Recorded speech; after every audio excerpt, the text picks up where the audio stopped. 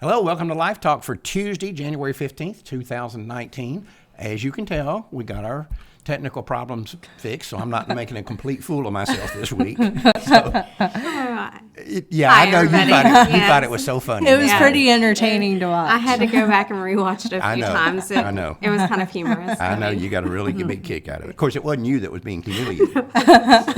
Well, anyway, as you can tell, the usual suspects are here. Yes. My assistant Renee. Hello. And Typhoid Sheila is back off the deathbed. I can't help it that I had strep throat, and as soon as I was getting over that, I got an ear infection and sinus infection. It just all hit you. Yeah, at right. one time. Well, anyway, Typhoid Sheila is back among the usual suspects. And we've got a new usual suspect we're going to introduce here. In just a minute, we're going to be talking about a story that he'll be involved in. And that is... It's the second one, actually. He's been involved in a story before. Oh, he's been involved in a bunch of them. Yeah. I just didn't introduce him. Yes. Anyway, I want to introduce you to Ernie, the frilled-necked lizard that's here on the desk beside me. And he will be a regular fixture on Life Talk from now on. And Who does he represent? well, in this case, he's going to be representing a guy named Bill Beagle and another guy named John Kasich on this week's show. But anyway, for those of you who do not know, this frill-necked lizard is a lizard. I think they live in Australia. Mm-hmm. Yes. And they have this ability to throw this big thing up, and they get up on their back haunches, and they bark, and they rock back and forth, and they hiss. Like they're tough. Like they're really mean.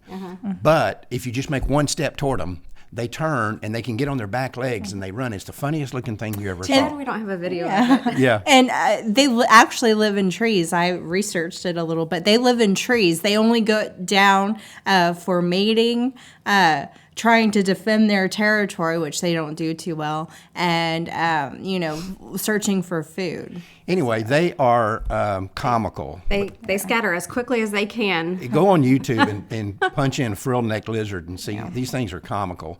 But the point is, they look real tough, and they put on this big show, and they do all this hissing, and they bark, and they make all these noises, and they growl, and they puff themselves up. But the second you pose any risk to them, they jump and run. And I've always said that instead of using the elephant for the symbol of the Republican Party, they ought to use the frilled-necked lizard, because this is the Republican Party. They can make all these noises, and they bow up, and they put their little frill out there. But the second the Democrats bark at them, they take off running. They're gone. Anyway, so Ernie's going to be a regular fixture with us from now on, and we're just going to leave him here on the table to always remind us of this. But and we saw this again in the Kavanaugh hearings. We saw the frill-necked lizards come out. We've seen it many times. We've seen it many, many times. Yep. Anyway, we got a lot of stories to get to, so let's get to our trending segment. The first story we've got is one that involves an Ernie. We all know, we've talked about it on some recent shows, that the heartbeat bill that Janet Folger was working on. Very hard on. Janet Porter, I'm sorry, I knew it was Janet Folger. In Ohio. In Ohio.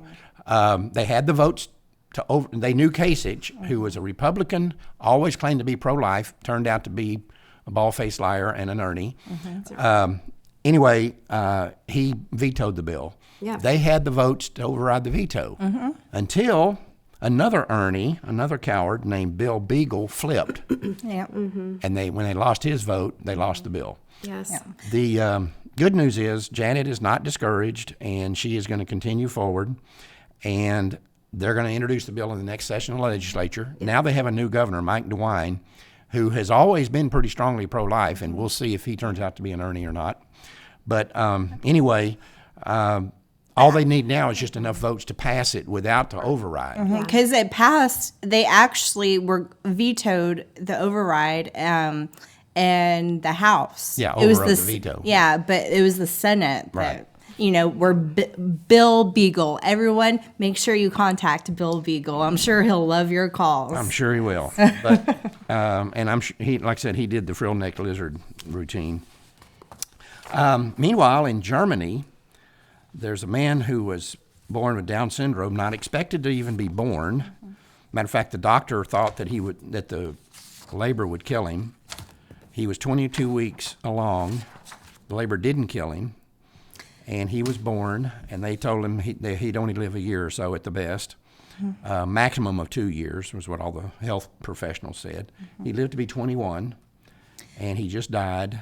The mother chose to have an abortion because they found out he had Down syndrome. Right. Well, the doctor, didn't think he would survive the labor, so they didn't use potassium Potassium to chloride. kill yeah. him. Yep. And so he survived. He was only born. I was not aware of this story until we discussed it this morning. He was only 1.5 pounds when he was born. They wrapped him in a towel after he was born, hoping he would die for 9 hours, and Left him still survived. Yeah. Again, this is what you get with legalized abortion. Yes. I don't want to hear these. I'll clean my language up. I don't want to hear these pro-aborts or pro-choice people out there talk about how horrible this situation is. You created this situation. Yeah. Yeah. You're responsible for this kind of situation and the thousands of others that go on every day. And this happens not just with children with Down syndrome. This happens, with failed abortions all the time. Right. Yeah. Yep. Yes. He died. His parents, obviously good, decent people, they were signed up to be foster parents, and they said they were told they would be getting a healthy girl. Instead, they got this little boy. Yeah, because his biological parents signed his rights over and Abandoned him. abandoned him, basically. And these people, Bernard and Simone when Guido. when they saw him, it was love at first sight. They And that, to adopted him. me, is just a beautiful story in the It is. end. And he was, besides the lung infection, the lung problems that he had, he passed away right after Christmas and without any Right. signs of him, Problem. Yeah. any problems And- going on. and They they said said- that he had a wonderful Christmas at home with his family and then contracted this lung infection just a few days later. And it sounds like he had, a wonderful life with them. And so them trying to get rid of undesirables, that argument doesn't hold up because people with Down syndrome, they're not Let me tell you undesirable. who the undesirables are. They're the people that say this child had Yeah. no right to life. That's right. That's the pro-choice crowd. They're the undesirables. But we wanted to bring this up. We could come up with 1,000 heartbreaking stories like this. But the reason I wanted to bring this one up was one of the arguments that I've always made about why there should not be exceptions to abortion, even for the life of the mother, that the rule should be that if a pregnancy threatens the life of the mother, which is it almost never does, but let's just say in this bizarre environment it does, that the doctor should be forced to do everything that's possible to save the baby and the mother. Yes. And if the mother survives but the baby dies as an unintended consequence of these actions, Right. that's fine. But That you was do not- not go in and intend to kill the baby. Yeah, that was Save- not their intention. To save them. That was not their intention. Yeah. And one of the reasons I said that we can't allow this exception for the life of the mother is that the pro-aborts have already written law review articles saying that if abortion was ever outlawed except for the life of the mother, any woman who claimed that she would commit suicide if she As was not this allowed mother did. abortion, if she was not allowed to have an abortion, that would qualify as a threat to her life and justify an abortion. So in other words, any woman could just come and say, Yes. if I don't have this abortion, I'm going to kill myself. Oh, okay. Oh, yeah. And this woman said the mother of this baby. Yeah, she Right. said she was going to commit suicide. So for psychological reasons, they had to try to perform Well, in the Germany, abortion. abortion is limited to the first 13 weeks of pregnancy, except, listen to this, except when the mother feels yes. for health or psychological reasons she is unable to carry the baby to term. Yeah, and he was 20 weeks. 22. 22 weeks. So she comes out and says, well, if I can't have an abortion, I'll kill myself. And they said, oh, okay. Okay. Then Let me kill your baby. Hold we'll on. kill your baby. Just hold on. Yeah. So don't tell me, and I've had pro-aborts that have called in before when we've talked about this years ago particularly. They say, oh, that's ridiculous. No woman would ever do that. This woman did that. Yeah. And we've seen others that have done it. And it's the same with euthanasia too. Yeah, same deal. Yeah. Little neat story out of West Virginia in the latest elections. The youngest black legislator in the United States elected to Congress, or elected to the state house, Caleb Hanna, an 18-year-old high school senior. Can you imagine when you were 18 and you were in high school? I mean, that you would run for elected office. But he's in the House of Delegates now in West Virginia, 18 years old, and he defeated a Democrat incumbent with 60% of the vote. Yeah. And he's pro-life. And he's very pro-life And pro-gun. and And pro-God, he says. And pro-God, yeah. Yeah, he says I'm pro-life, pro-God, and pro-gun. He said that when he was in third grade and Barack Obama was president, that he knew that he was interested in politics and that he wanted to get into But it. he said, I don't like Barack Obama's policies. That's right. But that's what he encouraged. That's right. Yeah. So anyway, we're going to have to keep an eye on this guy. He might go places. If you're 18 years old and you're already in the state He's legislature. actually 19. Well, he's 19 now. Yeah. Yeah. But at the time he was elected, Yeah. and he's, going to college at the same time. And he said he's scheduled with his professors, At the West Virginia Makes you feel State kind of University. lazy. Makes you feel kind of lazy, doesn't it? Here's a kid that's going to college and is in the state legislature at the same time. You know what? We need more of these kids. The Generation Z needs to raise Jump up the millennials and teach Right. them correctly here. So, Right. Quit eating those Tide Pods. And yeah. Hey, I don't claim that, of so those don't blame challenges. me. well, that's your generation. Don't look at me though. You've never eaten a Tide Pod. No. You didn't take the Tide Pod challenge. I thought about it. Yeah, I'm sure. Once or twice, huh? Yeah. Okay, another lie has been exposed of the pro-aborts. Planned Parenthood, the new morally defective, degenerate Leanna Wen, who's the new head of Planned Parenthood, she was interviewed, and in the interview, they kind of suggested that abortion was a second-tier issue for Planned Parenthood. She came out and corrected it. Because they only do 3%. Let's Yeah. remember Yeah. 3%. Oh, yeah, that's Yeah. only 3% of their business. So BuzzFeed interviewed her, and she apparently didn't like it because she retweeted, correcting. and saying our core mission is providing, protecting, and expanding access to abortion and reproductive health care. So I think probably the board of Planned Parenthood has called her in and said, listen, we can't deal with that kind of honesty. Yeah. You need to get on board, and you need to get the 3% thing out there and tell that lie, because that keeps us looking reasonable. But for you to go out here and say that abortion is our core issue, which is the truth, Yeah. but Yeah, you can't put that genie back in the bottle, though. It's Right. already out. But once these degenerates like this woman start getting in front of a camera and she's not schooled in the ways that the abortion industry defends themselves, sometimes even somebody like this, the truth is going to slip out of them. And that's what happened here. I imagine the PR department had a nightmare I'm sure they and are going to be watching her very closely. I know that it was all over the news cycles. Yeah. Her talking about that. But at least, at least she's telling the truth, Well, sort of. I mean, she didn't talk about that it kills a baby. But No, but she told this truth. Yeah. That 3% thing is out of the Yeah. question now. Yeah. Because you can't ever argue that your core mission is only 3% of what Yeah. you do. No, You can't argue that. no. Listen, we're going to talk about another pretty dicey subject here when we come back from RoeBots, and that's the issue of boycotts by the pro-life movement of companies that support abortion or support Planned Parenthood or whoever it might be. So we're going to be talking about that here in a minute, but first, let's take a moment out for RoeBots. In 1973, the U.S. Supreme Court legalized abortion nationwide. The decision is called Roe versus Wade, and those who defend it are known as RoeBots. This is how they think. Every unplanned pregnancy is a tragedy, and having an abortion is the toughest decision a woman will ever have to make. Neither you nor the state has the right to interfere. To say that a decision is justifiable because it is difficult to make is pure idiocy. A lot of the decisions people make during their lives are difficult, but that does not automatically make them either morally defensible or beyond the legitimate interest of the law. For example, if a man is thinking about killing his wife in order to collect on her life insurance policy, that may very well be the toughest decision he ever had to make. But so what?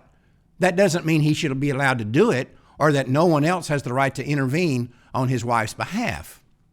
As for the statement that every unplanned pregnancy is a tragedy, that is an obvious lie.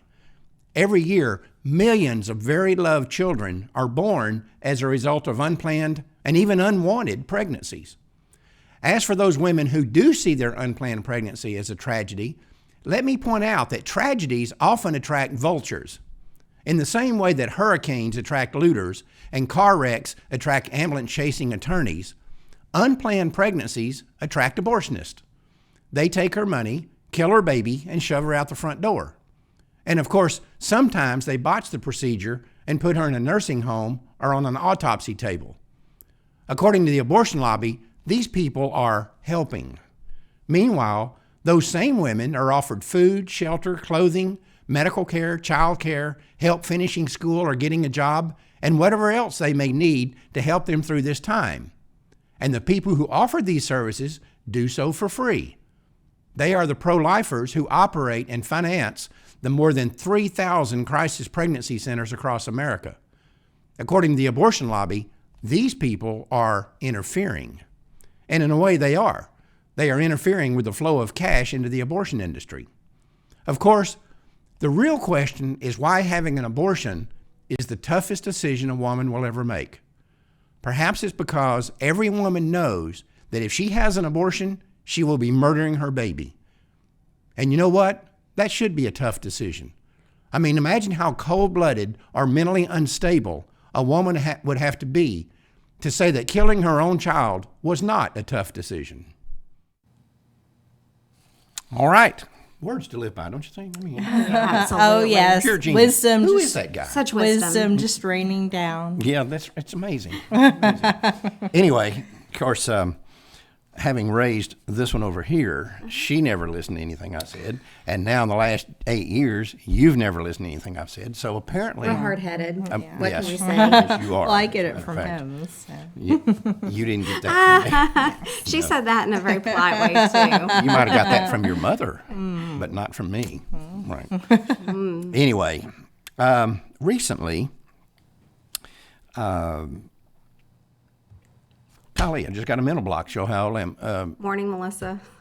What? Sorry. Oh, The support for Planned Parenthood, the companies. yeah. Well, On Facebook. Yeah. The head of Students for Life, Kristen Hawkins. Kristen Hawkins, just put out a Facebook thing talking about how expensive it is to take your kids to Disney World, and it is incredibly expensive to go I there. can only imagine. Yes, it is very expensive. We took Sheila once when she was pretty young, and it was really expensive. But anyway, she was talking about how, if you have 3 or 4 kids like she does, you just can't take all your kids to Disney World, and they ought to have some kind of package for families or something, which they don't. But anyway, when she put this out there, she was roundly attacked on Facebook for supporting an organization that supports Planned Parenthood and supports the homosexual agenda, does all these horrible things, which Disney does do. There's no argument about that. And it brought up, we were talking yesterday about the issue of what? Go ahead. Well, and the person that stated that even went so far as to say that she needed to be fired From Students for Life. Students for Life. Right. That's how far this person took it. But we've talked about this boycott thing around here before, and we've talked about it on LifeTalk. If you were going to adhere to this boycott, just go down the list and look at all the companies, all the organizations that support Planned Parenthood or give money to the abortion lobby. You'd have to be, I've said it before, you'd have to be standing out in a field somewhere, buck naked, growing your own food, because you can't escape these people. I mean, there's a gigantic list if anybody wants to read it. It's from October 20th, 2016, but that doesn't matter. It's still from the Family Council, and it's people that directly and indirectly fund Planned Parenthood, and it's insane. Well, and plus the fact is, companies nowadays, like only a handful of corporations owns all these brands and companies and stuff. And so if the head of those brands supports abortion or Planned Parenthood, there's going to be, thousands of brands that do. Right. And, the good example of that is the most morally bankrupt degenerate in America is Warren Buffett. And he's an actual eugenicist. He is as bad as any of the eugenics people that we talked about in Alpha 21. He is the modern day eugenicist.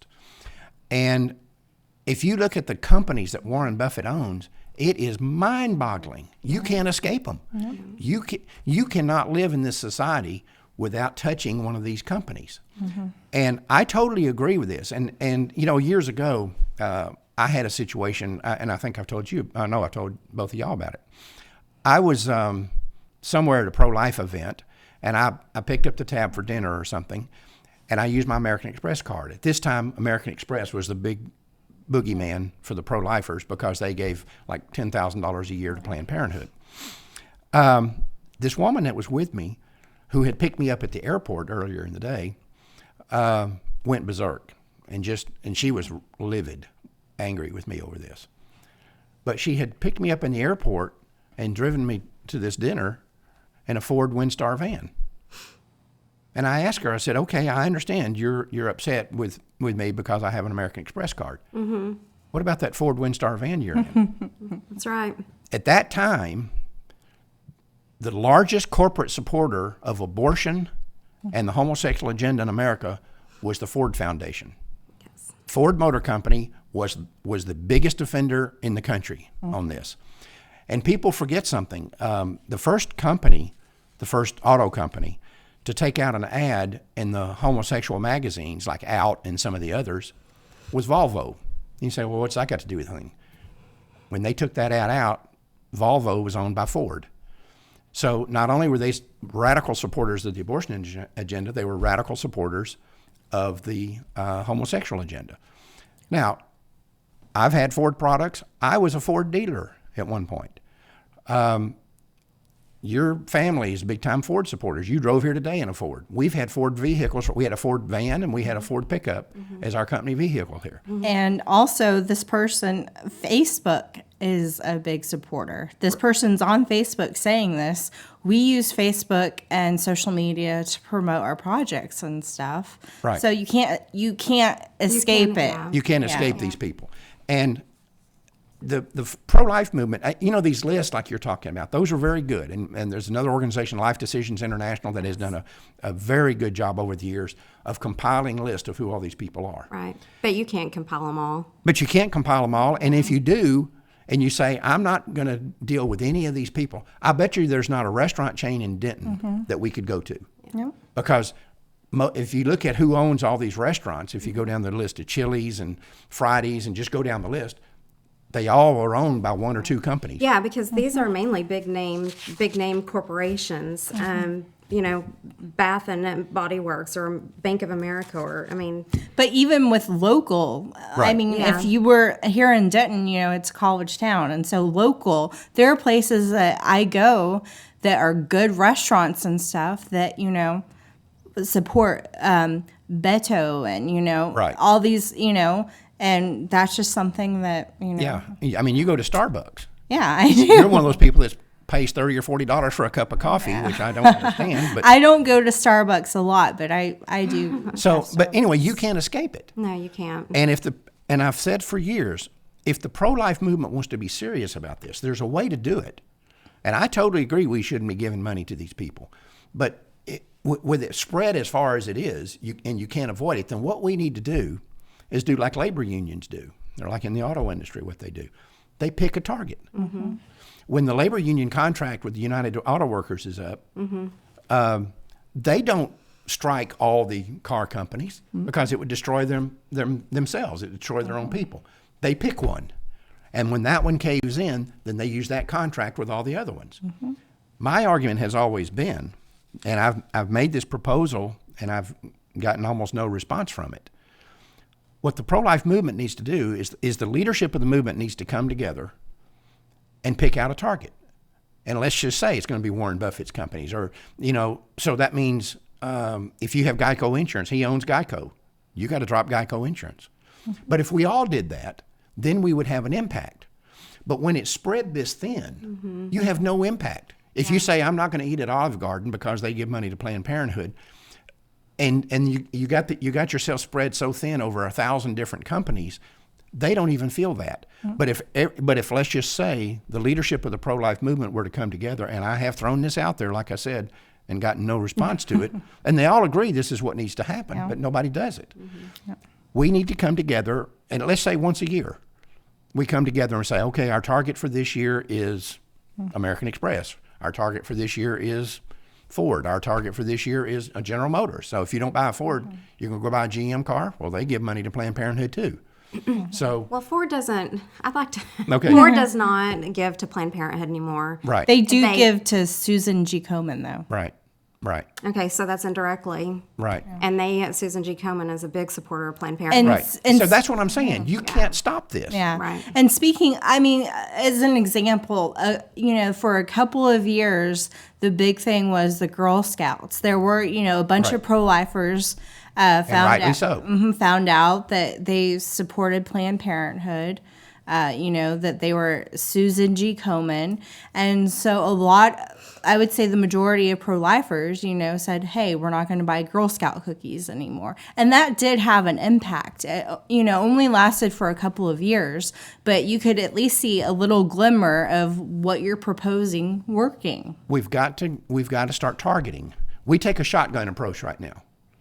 We need to take a rifle approach and say we're gonna pick out somebody, whether it's Girl Scouts or whoever. It could be, it could be any number of a million different companies that we could pick. But if we were to pick out one and everybody was dedicated to saying, okay, no matter what the personal pain is for me, we're going to support that. Right. And for you, it might be if we picked out Starbucks, then you can't be drinking Starbucks coffee anymore. Well, and there's Zeros down the road that is, and Right. they're really good too. But the Girl Scout cookies, Walmart has cookies that the Girl Scout cookies sell, and they're just as good. Right. So, I mean, There's always alternatives. Well, and a good example is kind of with the NFL. The NFL, when the players were, kneeling during the national anthem, a bunch of people said, hey, I'm going to stop watching, football games. Or caught going. Yeah. And their Right. ratings dropped. Their advertisers were dropping because, people quit watching. And so it is effective. So I think there's a lot of ways you could do this. Let's just say you picked out Geico Insurance because it's owned by Warren Buffett, and you say, okay, all pro-lifers are not going to buy Geico Insurance. That has an economic impact on their bottom line. But let me tell you what else you could do. On that same thing, you could be contacting television stations and saying, I'm not going to watch any show that's sponsored by Geico. I'm not going to have any kind of contact directly or indirectly with Geico Insurance. And then people could also be directly, contacting Geico. They could be flooding the phones and mail. And, Right. And we could do this, but I don't get all jacked up about these boycotts because the pro-life movement isn't serious about them. yeah, a handful of people isn't going to make a difference. No. So, I understand, and I think Kristen Hawkins was unjustly attacked in this deal by this goofball that people started calling him on it and finding out that, oh yeah, well you give money here, you give money here, you buy this product, you buy this product. You're on Facebook. You're on Facebook. Yeah. Oh, yeah. By the way, You buy stuff off Amazon through PayPal. Yeah. Okay. If you buy clothes, you're probably supporting Planned Parenthood. If your wife makes your clothes, as an example of what was said, the fabric that your wife is buying is probably supporting Planned Parenthood. Right. So where do you stop? Yeah. And the only way you can do this, and I'm not ever going to get all fired up about these things until the pro-life movement's leadership comes together and says, okay, we're finally going to be serious about this, and we're going to start selecting a target. And if we come together, let's say in January of every year, we select a target, and by March that company has withdrawn, then we come back together and we select a second target. And we stay on that target until they cave. And I think another thing to point out before we go is that this just shows how ingrained abortion is in our society. Oh yes. The fact that we can't get away from companies that support Planned Parenthood get and away from them. abortion. Right. I mean, you would literally have to be a survivalist out in the field, making your own food, your own clothes, your own tools. Yep. You would have to live off nature. Yeah, that's right. Yeah. Well, something just popped up. I was going to read something, but I'm not going to now. Okay. Anyway, Yeah, we need to decide if we're going to be serious about this. If we're not, then leave Kristen Hawkins alone and the people like her. Yeah, Lynn Mills, she says, how about the local homeschooling Catholic businessman who has the Planned Parenthood contract and sees no problem with it? You can be Catholic and work for Planned Parenthood. I know you can. But then wait for the pushback from us. Christians are building and has built a new Planned Parenthood in Livonia. Yep. Yeah, that's... Why don't we see the problem with that? I'm sorry, things just keep popping up here. Yep. I'm not able to read it fully, so. This issue is one that I have wrestled with, but again, I still want to hear the argument that somebody would make to me, like this guy that was attacking Kristen. Yeah. If you're giving money, if you're buying stuff from this company, right, that supports Planned Parenthood, where do you get the gall to attack her and say she should lose her job because she's taking her kids to Disneyland? It's Disney World. It's grandstanding. It's Classic grandstanding. example of grandstanding. It is grandstanding. Very critical here. Anyway, y'all got anything else? Yes. As you can see, I am drinking. And it smells so yummy. It's hot apple cider, because I'm still getting over stuff. Typhoid Sheila. Yes, but people can have a mug just like this, drink coffee, hot apple cider, tea, whatever, if they send in suggestions for LifeTalk and when you use their suggestion. Yep. So be sending it in to Renee at prolifeamerica.com. Or you can, message us on Facebook. There's many ways to get in touch with us. Yes, Right, but- and if you really don't like Renee, they can send it to me or you. If they're one of those people Yes, that, they have emails as well. right, Mark at prolifeamerica. or Sheila or whoever, Yeah. they can get in touch with us if they don't like Renee, which, we can kind of understand that, really, can't we? Yeah, right. Right. Yeah. Yeah, anyway, anything else y'all got? Nothing else. Any notes you want to read off the internet? No, just people are Boy Scouting Girl Scouts, which I am too. Boycotting. What did I Boy say? Scouting. Boy Scouting, Girl Scouts or something. I don't know. That's another thing that's Never going mind. on. And of course, then you get into deals like, who's a Girl Scout? I was a Girl Scout when I was like 15. What? I was a Girl Scout. I was scouting every girl I could find. I was scouting where they were, and I thought you were being serious. Oh my goodness. I was a Girl Mark, Scout. we had no clue. Yeah. We didn't know. That's right. But anyway, And I also want to welcome Ernie. Ernie Yeah. is now a permanent fixture on the show. We'll have him up here from now on because we keep on coming across the Ernies out there, mainly in the Republican Party, and mainly because the Democrats never even make a pretense of being pro-life. It's just the liars in the Republican Party that do, and so they puff up and make a big deal about how strong they are on these issues, and then when push comes to shove, you can see them running off into the distance. People have them as pets. Have what? Frilled neck neck lizard. Oh, really? lizards, yeah. Okay. Well, we don't have one. We have a plastic one. And I got that one at the, remember, you were there at the San Diego Zoo when we went to the San Diego Zoo one time. And I saw that one and I thought, I didn't know anybody made a model of a frilled neck lizard. But there he is. And that's what they look like. Anyway, nothing else? Nothing else? That's all the time we have. Until next Tuesday, remember, Life Dynamics is not here to put up a good fight. We're here to win, because winning is how the killing stops. We'll see you next week.